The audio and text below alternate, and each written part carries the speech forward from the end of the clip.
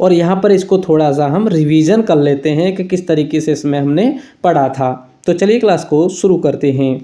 जैसा कि दोस्तों आपको पता है, यह एक दस्तावेज होता है और इसकी जो उत्पत्ति है रविंद्रनाथ टैगोर के सभ्यता एवं प्रगति नामक निबंध से हुई है। इसको आप ध्यान रखेंगे। बाल केंद्रित होना चाहिए पाठ्य पुस्तक, और ये सारी चीज़ें आपको मैंने प्रीवियस क्लास में बता दी थी। एक और महत्वपूर्ण पॉइंट है कि इसके जो अध्यक्ष हैं प्रोफेसर यशपाल हैं, जबकि इसको पूर्ण करने का कार्य किसने किया था, यदि आपको ध्यान है तो आप जो है कमेंट में ज़रूर बताएंगे। मैंने बताया था, पिछली ही क्लास में बताया था कि प्रोफेसर यशपाल इसके अध्यक्ष हैं। आगे हम समझते हैं कि कुछ पॉइंट रह गए हैं, उसको हम समझ लेते हैं, जहाँ पर मैंने आपको लिए बता दिया था। ये जो विशेष पॉइंट है इनको आप ध्यान रखेंगे कि यहाँ पर ये वाला पॉइंट ध्यान रखेंगे कि बिना बोझ के शिक्षा पर यह एनसीएफ कहता है। आरटीई में क्या कहा गया है कि उसमें नियमावली बताई गई है। इसमें भी कुछ जो है दस्तावेज बनाया गया है जिसमें ये जो नियम पढ़ पा रहे हैं आप, तो इन चीज़ों को आप ध्यान रखेंगे। तो दोस्तों यहाँ पर हम एनसीएफ का जो प्रमुख सूत्र है, इसके सूत्र के बारे में समझ लेते हैं।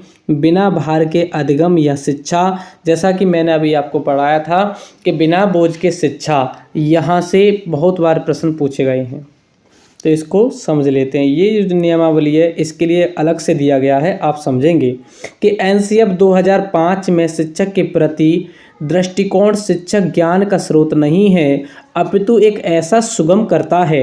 इसमें जो बताया गया है वह कहा गया है कि एक शिक्षक जो है सुगम करता होता है, ना कि वह ज्ञान का स्रोत होता है।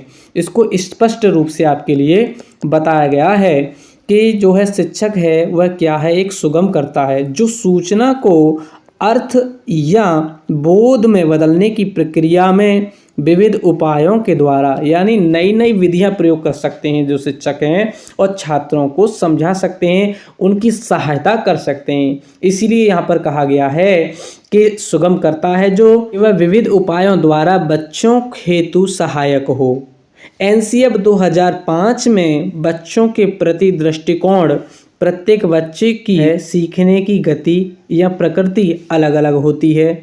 सभी बच्चे सक्रिय रूप से पूर्व ज्ञान एवं उपलब्धि सामग्री या गतिविधियों के आधार पर अपने लिए अर्थ का निर्माण करते हैं।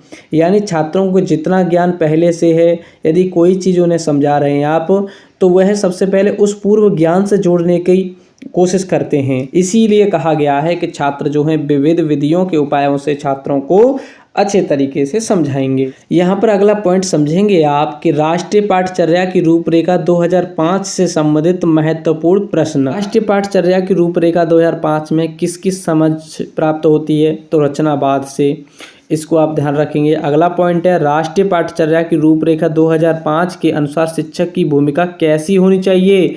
यहाँ पर मैंने अभी आपके लिए बताया था कि शिक्षक की भूमिका कैसी होनी चाहिए, तो कैसी होनी चाहिए, सुविधादाता। कैसी होनी चाहिए, सुविधादाता की। आगे दिया है एनसीएफ की जो फुल फॉर्म क्या होती है, ये तो आप जानते ही होंगे, नेशनल करिकुलम फ्रेमवर्क, और जो 2005 में दिया गया था 2005 जोड़ दिया है। तो एनसीएफ 2005 के अनुसार अंग्रेजी सिखाने का उद्देश्य क्या है, ये नहीं है कि अंग्रेजी पर उसके लिए प्रेशराइज किया जा रहा है, नहीं, उसको बहुभाषावाद, यानी उस पर एक से अधिक भाषाएं आ जाएं या वह अधिक भाषावादी हो जाए, बहुभाषावादी बने छात्र जो है, इसलिए उन छात्रों को अंग्रेजी और अन्य भाषाएं सिखाई जाती हैं।